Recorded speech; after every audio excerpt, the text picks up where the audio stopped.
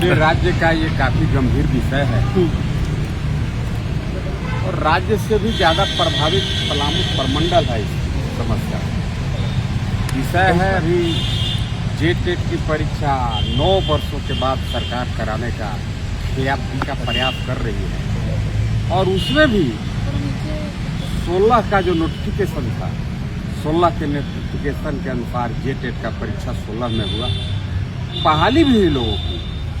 लेकिन आज अननेसेसरी वर्तमान हेमंत जी की सरकार उस नोटिफिकेशन में छेड़छाड़ करके भोजपुरी और मगही भाषा को, अंगिका भाषा को हटाने का काम।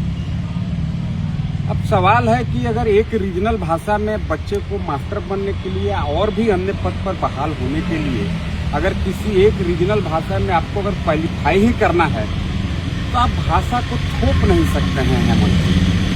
जब 16 के नोटिफिकेशन में गढ़वा, पलामू, लातेहार में मगही भोजपुरी भाषा जो वहाँ की पलामुआ भाषा जो बोली जाती है वह जब था तो आप अननेसेसरी इसको हटा करके आप क्या बताना चाहते हैं? अब आप बताइए, मैं बताता हूँ। पानी को भी मैं रोकता हूँ, उतना लसोट में बताइए।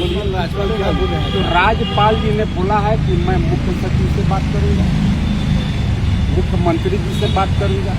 इतना गंभीर विषय, अगर गढ़वा, पलामू के, लातेहार के अगर भाषा को ही अगर हटा दिया जाएगा, मतलब गढ़वा, पलामू, लातेहार के लोग जिन्हें मुख्यमंत्री द्वारा बाई फोर्स कहा जा रहा है कि आपके लिए भाषा नागपुरिया है, जबकि नागपुरिया वहाँ आधा % भी लोग नहीं जानते हैं। तो ऐसे में जेटेट के परीक्षा का गढ़वा, पलामू और लातेहार के बच्चों के लिए कोई औचित्य नहीं रह जाएगा।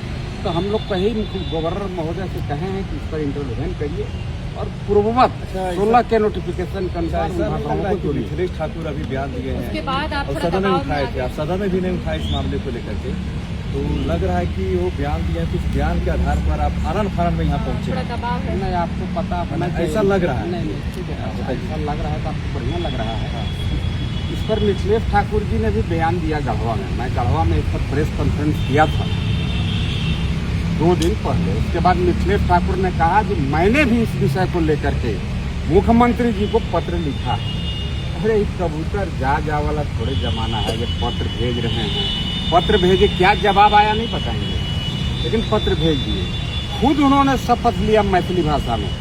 मेरा मैथिली भाषा से कोई चीज नहीं है, लेकिन उन्होंने गढ़वा, पलामू के रीजनल भाषा को चिढ़ाने का काम किया।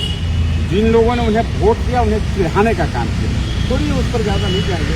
एक और विषय था, 2 विषय को लेकर हम लोगों ने आज मिलने का काम किया। एक और विषय है, पुटकुप मंडल डैम बन रहा है। मंडल डैम जरूर बने, इससे किसानों को पानी मिलेगा, लेकिन वहाँ के 780 जो विस्थापित परिवार हैं वह गढ़वा रंका विधानसभा के रंका प्रखंड के विश्रामपुर और बलिगढ़ पंचायत में जबरदस्ती वहाँ का प्रशासन बसाने का प्रयास कर रहे हैं। इसमें 2 तरह की बात है। एक तो 780 परिवार मतलब 5000 की संख्या हो गई। 5000 की संख्या अगर बलिगढ़ और विश्रामपुर में अगर जाकर के 1000 जो उसका दायरा दिया, 1000 एकड़ में बोलते हैं कि हम बसाएंगे।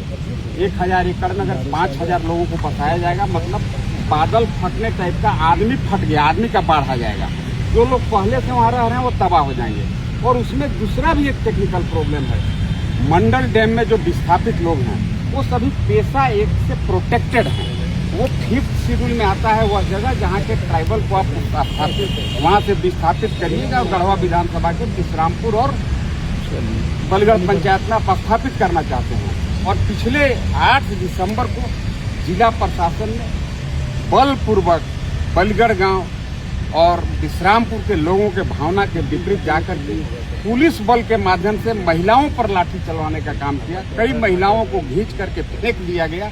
उस बात को भी मैंने यहाँ विस्तार से रखा कि भाई बाजबरदस्ती बिना ग्राम सभा के, जबकि आपको पता होना चाहिए पेशा का मतलब ही है कि ग्राम सभा को प्रधानता है। वहाँ के लोगों का भी ग्राम सभा नहीं हुआ और गढ़वा विधानसभा में भी जो विश्रामपुर बलिगढ़ है वहाँ ग्राम सभा नहीं हुआ।